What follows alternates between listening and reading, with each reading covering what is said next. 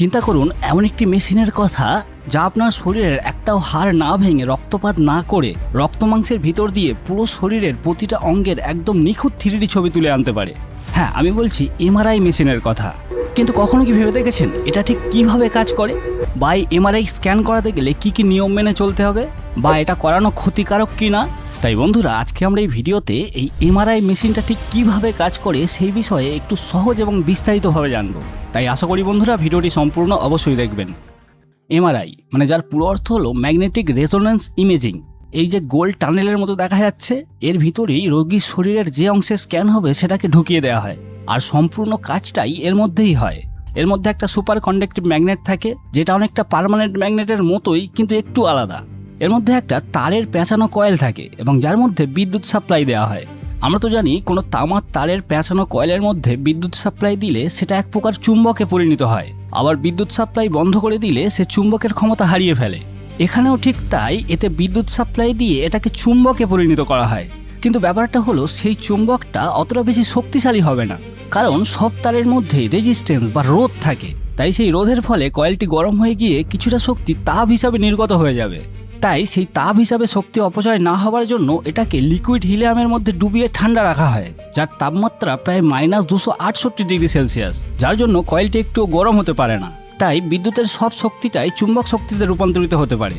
আর যেহেতু liquid helium দিয়ে এর রেজিস্ট্যান্স 0 করে দেওয়া হচ্ছে, মানে তাপ হিসাবে কোনো শক্তি নির্গত হতে পারছে না, তাই এটাকে সারাক্ষণ বিদ্যুৎ সাপ্লাই দিতে লাগে না। একবার বিদ্যুৎ দিয়ে চার্জ করে দিলে এর চুম্বক শক্তি সারা জীবন চলতে পারে, কারণ রেজিস্ট্যান্সটাই শক্তি অপচয় করে, আর সেটাকেই এখানে 0 করে রাখা হচ্ছে।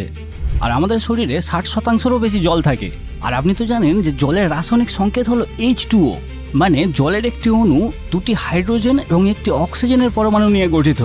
সাধারণত হাইড্রোজেন পরমাণু চুম্বক দ্বারা আকর্ষিত বা বিকর্ষিত হয় না, কিন্তু খুব শক্তিশালী চুম্বকের কাছাকাছি এলে এর বিহেভিয়ারের কিছু পরিবর্তন দেখা যায়। সাধারণ অবস্থায় এই হাইড্রোজেন পরমাণুগুলো এলোমেলোভাবে এদিক ওদিক ঘুরতে থাকে, কিন্তু খুব শক্তিশালী চুম্বকের কাছাকাছি এলে এগুলো কম্পাসের মতো এক লাইনে সারিবদ্ধ হয়ে যায়। এবার আসা যাক মেশিনের আরেকটা অংশে, যেটাকে রেডিও ফ্রিকোয়েন্সি কয়েল বলা হয়। যদি মাথার স্ক্যান হয় তাহলে মাথার কাছে এরকম একটা রেডিও ফ্রিকোয়েন্সি কয়েল সেট করা হয়। এই কয়েলটা কি করে, আমাদের শরীরের যে অংশে স্ক্যান হচ্ছে সেই অংশের উপর রেডিও তরঙ্গ ছাড়ে। আর রেডিও তরঙ্গ জানেন তো, যেটা শরীর ভেদ করে চলে যেতে পারে। আর এই রেডিও তরঙ্গটা একভাবে ছাড়ে না, একটু একটু করে পালস আকারে ছাড়ে, মানে একটুখানি ছেড়ে আবার বন্ধ করা হয়, আবার একটু ছেড়ে আবার বন্ধ করা হয়, এইভাবে ছাড়া হয়। এবার এখানে কি হয়, ধরুন এটা একটি হাইড্রোজেন পরমাণু যেটা সাধারণ অবস্থায় এলোমেলোভাবে ঘুরছে। এবার এর কাছে শক্তিশালী চুম্বক এলে, যেমনটা আমি আগে বলেছিলাম, এক লাইনে সারিবদ্ধ হয়ে যাবে। এবার এর কাছে 90°, মানে এটা যদি লম্বভাবে থাকে তাহলে আর ভাবে রেডিও ফ্রিকোয়েন্সি ছাড়া হয়, তাহলে সেই পরমাণুটা আবার সেই রেডিও ফ্রিকোয়েন্সির সাথে সমান্তরালে হয়ে যাবে। এবার যদি রেডিও ফ্রিকোয়েন্সি বন্ধ করে দেওয়া হয় তাহলে পরমাণুটা আবার সেই চুম্বক ক্ষেত্রের সাথে সমান্তরালে আসার চেষ্টা করবে।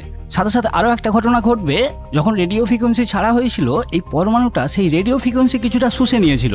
পরে যখন রেডিও ফ্রিকোয়েন্সি বন্ধ করে দেওয়া হবে, এই পরমাণুটা সেই চুম্বক ক্ষেত্রের সাথে সমান্তরালে আস্তে আস্তে সেই রেডিও ফ্রিকোয়েন্সিটা যেটা শুষে নিয়েছিল সেটা আবার রিলিজ করে দেবে। আর এই রেডিও ফ্রিকোয়েন্সি কয়েলটার মধ্যে রেডিও ফ্রিকোয়েন্সি রিসিভারও লাগানো থাকে, মানে এই রেডিও ফ্রিকোয়েন্সি কয়েলটাতে রেডিও ফ্রিকোয়েন্সি ছাড়ার জন্য একটা জায়গা থাকে, আবার রেডিও ফ্রিকোয়েন্সি বন্ধ করার পরে ওই যে হাইড্রোজেন পরমাণুটা যেটা শুষে নিয়েছিল সেটা ছেড়ে দিচ্ছে, সেটাকে রিসিভ করার জন্য একটা জায়গা থাকে। আর সেই ফ্রিকোয়েন্সিটাই সেন্স করে কম্পিউটার ছবি তৈরি করে।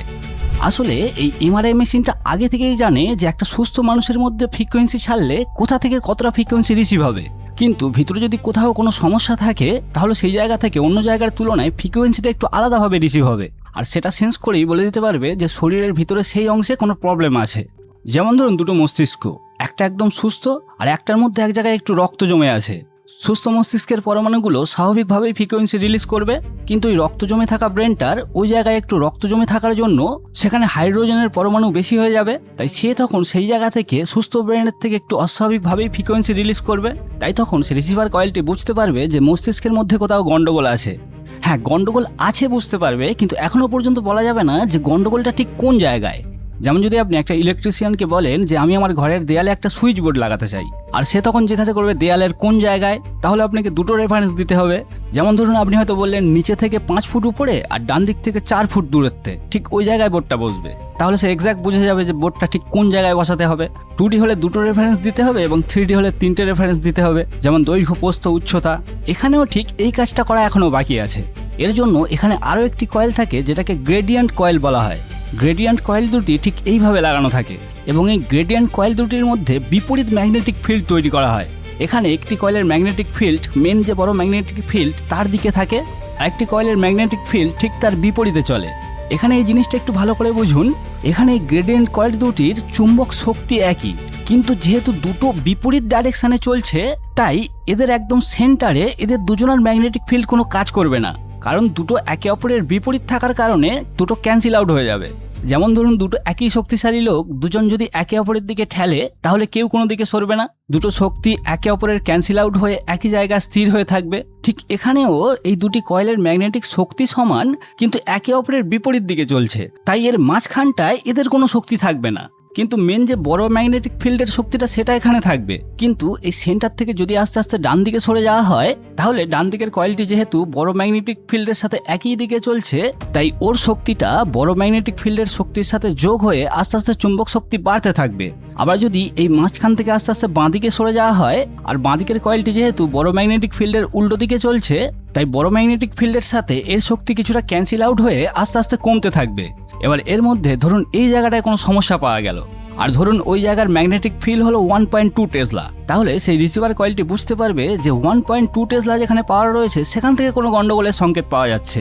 অথবা ধরুন এই জায়গায় কোনো প্রবলেম পাওয়া গেল আর হয়তো সেখানকার ম্যাগনেটিক ফিল্ড 0.8 টেসলা, তাহলে ওই রিসিভার কয়েলটি বুঝতে পারবে যে 0.8 টেসলা যেখানে পাওয়ার রয়েছে সেখান থেকে কোনো গন্ডগোলের সংকেত পাওয়া যাচ্ছে।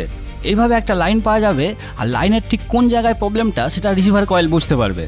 ঠিক এই কয়েলের মতো সাইডভাবেও কিছু ম্যাগনেটিক কয়েল লাগানো থাকে যেগুলো তার 90 ডিগ্রি লাইনের সংকেত দিতে পারে। এটাকে আরও সহজভাবে বললে যেমন ধরুন একটা কিউব আছে আর কিউবের ভিতরের এক জায়গায় একটা বল রাখা আছে, তাহলে কিউবের ভিতরে ঠিক কোথায় বলটা আছে সেটা জানতে গেলে আমাকে 3 দিক দিয়ে মাপ নিতে হবে। আর এই 3টে দিক ধরুন এক্স ওয়াই জেড অ্যাক্সেস। তাহলে প্রথমে একটা দিক দিয়ে মাপ নেওয়া যাক। প্রথমে এই জেড অ্যাক্সেস দিয়ে দেখলে হয়তো 2 নম্বরে সোজাসুজি গিয়ে বলটা রাখা আছে দেখতে পাচ্ছি। এবার ধরুন এক্স অ্যাক্সেস দিয়ে দেখলে দেখা যাচ্ছে 3 নম্বরে সোজাসুজি গিয়ে হয়তো বলটা রাখা আছে দেখতে পাচ্ছি। এবার ওয়াই অ্যাক্সেসের দিক দিয়ে দেখলে হয়তো 4 নম্বরে সোজাসুজি গিয়ে বলটা রাখা আছে দেখতে পাচ্ছি। এবার এই 3টে মেলালে ওই কিউবের ভিতরে বলটা এক্স্যাক্ট কোথায় আছে আমরা জানতে পেরে যাব, যেটা হলো জেড দিয়ে 2, এক্স দিয়ে 3 এবং ওয়াই দিয়ে 4। এই মেশিনের ভিতরেও ঠিক এটাই ঘটে, মানে এই মেশিনটাকে বলা যায় চুম্বক আর রেডিও তরঙ্গের খেলা। এই চুম্বকটা অত্যন্ত শক্তিশালী হয় আর এই চুম্বকের পাওয়ারটা মাপা হয় টেসলা দিয়ে, তাই এটা 1.5 টেসলা থেকে 3 টেসলা পর্যন্ত হতে পারে, যেটা এই পৃথিবীর চুম্বক ক্ষেত্রের থেকে 30 থেকে 60,000 গুণ শক্তিশালী। তাই এর কাছে কোনো লোহার জিনিস নিয়ে যাওয়া যাবে না। আর যদি আপনার শরীরে কোনো দুর্ঘটনার কারণে লোহার পাত বসানো থাকে তাহলে আপনার এমআরআই করা যাবে না, শরীর থেকে সেই পাত ছিঁড়ে বের করে নেবে এই মেশিন, এতটাই শক্তিশালী। আর অনেকে জানতে চায় যে এই এমআরআই করলে শরীরের কোনো ক্ষতি হয় কি না। না, এমআরআই সম্পূর্ণ সেফ, এর কোনো ক্ষতি নেই। এক্স রে করলে আপনার শরীরে ক্ষতি হতে পারে বা বারবার এক্স রে করলে আপনার শরীরে অনেক ক্ষতি হবে, কারণ এক্স রেতে এক্স রে রশ্মি ব্যবহার করা হয় যেটা শরীরের জন্য ক্ষতিকারক, আর এখানে রেডিও ওয়েভ ব্যবহার করা হয়। আর যে রেডিও ওয়েভের মধ্যে আপনি সবসময় ঘিরে আছেন, মানে আপনার মোবাইলের নেটওয়ার্কটাও রেডিও ওয়েভের মাধ্যমেই আপনার মোবাইলে আসে। তাই এমআরআই করলে যদি ক্ষতি হয় তাহলে তার থেকে অনেক বেশি ক্ষতি হতো মোবাইল ব্যবহার করলে, কারণ সেটা তো সবসময় ব্যবহার করছি।